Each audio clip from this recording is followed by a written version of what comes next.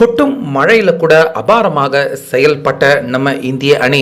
ஆனால் இந்த அம்பையர்கள் இருக்கிறாங்களே, அவங்க திருந்தவே மாட்டானுங்க போல அப்படிங்கிற மாதிரி இந்த மேட்ச்சில் பார்த்தீங்கன்னா கம்ப்ளீட்டாக நம்ம இந்திய அணிக்கு துரோகம் செஞ்சுட்டு இங்கிலாந்து அணி அவங்களுக்கு ஃபேவராக நிறைய இடத்துல அம்பையர்கள் நம்ம இந்தியாவுக்கு எதிராக செயல்பட்டிருக்காங்க.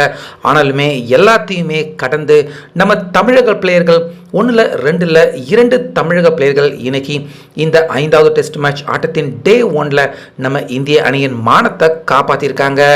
ஸோ அந்த வகையில் இன்னைக்கு டாஸ் இந்த 5வது ஆட்டத்திலையுமே கேப்டனான சுப்மன் கில் அவர் டாஸை தோத்துட்டாரு. இதன் காரணமாக இந்த தொடர் முழுக்க 5 ஆட்டத்திலையுமே டாஸ் தோத்த அணி அப்படிங்கிற மோசமான ரெக்கார்டோடு தான் இந்த மேட்சை நம்ம இந்தியா துவங்கியிருந்தாங்க. இப்படி இருக்க நம்ம இந்தியா ஃபர்ஸ்ட் பேட்டிங் பண்ண இங்கிலாந்து அணி அவங்க அழைக்க ஓப்பனராக KL ராகுல் அதே போல் SSV ஜெய்ஸ்வால் 2 பேருமே வந்தாங்க. இதில் ஜெய்ஸ்வால் அவர் நம்புறது இனிமேல் வேஸ்ட் தான் போல இருக்கு. இந்த ஆட்டத்துலையுமே மோசமான பேட்டிங் தான், சிங்கிள் டிஜிட் ரன்லேயே அவுட் ஆகி வெளியேறிட்டார். அதுக்கு அப்புறமா உள்ள வந்த நம்ம தமிழக பிளேயர் சாய் சுதர்ஷன் அதே போல் KL ராகுல் 2 பேருமே பொறுமையாக விளையாண்டு நம்ம இந்தியனின் ஸ்கோரை உயர்த்த ட்ரை பண்ணாங்க. ஆனாலுமே பார்த்தீங்கன்னா மழை நடுவில் குறுக்கிட்டு மேட்சை ஒழுங்காக நடக்க விடாமல் தொடர்ந்து ரொம்ப பெரிய அளவில் தொல்லை பண்ணிக்கிட்டே இருந்துச்சு. ஸோ இதுக்கு நடுவில் KL ராகுல் பார்த்தீங்கன்னா அவர் இந்த டெஸ்ட் தொடரில் 1000 பந்துகள் விளையாண்ட முதலாவது இந்திய ஓப்பனர் அப்படிங்கிற ரெக்கார்டையும் KL ராகுல் அவர் படைச்சிருந்தார். தொடர்ந்து விளையாண்ட KL ராகுல் பாவம் 14 ரன்லேயே அவர் அவுட் ஆயிட்டார். அதுக்கப்புறமா கேப்டனான சுப்மன் கில் சாய் சுதர்ஷன் 2 பேருமே நல்லா விளையாடுற மாதிரி தான் இருந்துச்சு. ஆனால் திடீர்னு பார்த்தீங்கன்னா சுப்மன் கில் அவரே டிஃபென்ஸ் வச்சுட்டு சிங்கிள் எடுக்க ஓடி வந்துட்டு அவராகவே ரன் அவுட் ஆயிட்டார். இது ரொம்ப பெரிய ஒரு ஏமாற்றம் நம்ம இந்திய அணிக்கு கொடுத்துச்சு. அதுக்கப்புறமா வந்த கருண் நாயர் அதுக்கப்புறமா சாய் சுதர்ஷன் 2 பேருமே நல்லா தான் விளையாண்டாங்க. ஆனாலுமே ஒரு அன்பிளேயபிள் பால்ல நம்ம சாய் சுதர்ஷன் அவுட் ஆகி வெளியேறினார். ஆனாலுமே 108 பந்து விளையாண்டு 38 ரன்கள் நம்ம இந்திய அணிக்கு எடுத்து கொடுத்து ஒரு நல்ல லீடு தான் எடுத்து கொடுத்தாரு சாய் சுதர்ஷன்.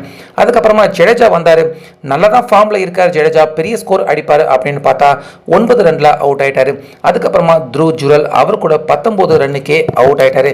இப்படி அடுத்து விக்கெட்டுகளை இழந்து ரொம்ப பெரிய தடுமாற்றத்தில் இருந்த நம்ம இந்திய அணிக்கு கருண் நாயர் அவர் கூட சேர்ந்து மற்றொரு நம்ம தமிழக பிளேயரான வாஷிங்டன் சுந்தர் ரொம்ப அற்புதமாக விளையாண்டு ரொம்ப பொறுமையாகவும் விளையாண்டு நம்ம இந்திய அணிக்காக விக்கெட் சரிவில் இருந்து விளையாடக்கூடிய அற்புதமான இன்னிங்ஸை வாஷிங்டன் சுந்தர் அவர் விளையாண்டாரு. இப்படி நம்ம இந்திய அணி கஷ்டப்பட்டு தடுமாறி விளையாண்டுகிட்டு இருக்க இதுக்கு நடுவில் அம்பையர்கள் அவங்களும் பார்த்தீங்கன்னா அப்படியே இங்கிலாந்து அவங்களுக்கு சாதகமாக செயல்படக்கூடிய ஒரு அம்பையர் அப்படின்னு நம்ம எல்லாருமே நினைக்கிற மாதிரி அம்பையர்கள் செயல்பட ஆரம்பிச்சிருக்காங்க.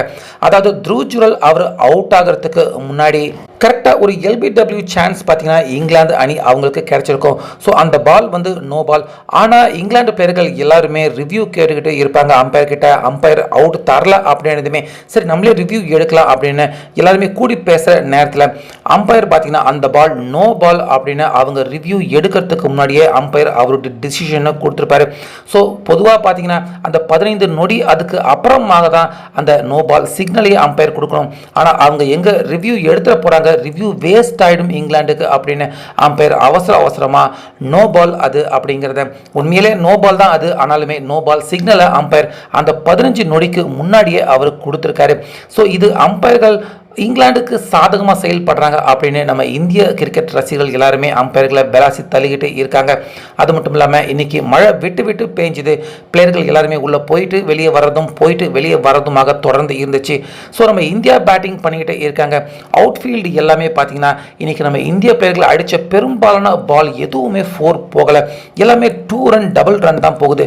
அவுட்ஃபீல்டை கரெக்டாக பார்த்தீங்கன்னா கிரவுண்டு ஊழியர்கள் அவங்கள வச்சு சரி பண்ணாமலே மேட்சை அவசரமாக இந்தியாவை விளையாட வச்சிருக்காங்க.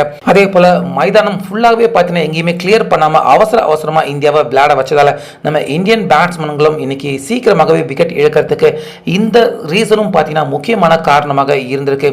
மழை பெஞ்சு விட்ட அடுத்த கொஞ்ச நேரத்திலேயே ஆட்டத்தை துவங்கியிருக்காங்க. மைதானத்தை உண்மையாகவே சீர் அமைக்காமலே அவசரமாக ஆட்டம் தூங்கினதும் நம்ம இந்தியாவுக்கு ரொம்ப பெரிய ஒரு பேர் அடியாக அமைஞ்சு விக்கெட் சரிவையும் ஏற்படுத்திடுச்சு. ஸோ ஓவராலாக அம்பையர்கள் அவங்களுடைய மோசமான செய்கை பத்தாக்குறைக்கு மழை மிகப்பெரிய அளவில் தொடர்ந்து பெய்தது. இது எல்லா கஷ்டத்தையுமே தாண்டி தமிழக பிளேயர்கள் தான் தற்போது இந்த டே 1 நம்ம இந்திய அணியை காப்பாற்றிருக்காங்க. ஸோ இந்த மேட்ச் நம்ம இந்தியாவுக்கு சாதகமாக போகுதா இல்லை எதிராக போகிற மாதிரி உங்களுக்கு தெரியுதா? உங்கள் கருத்தை சொல்லுங்கள்.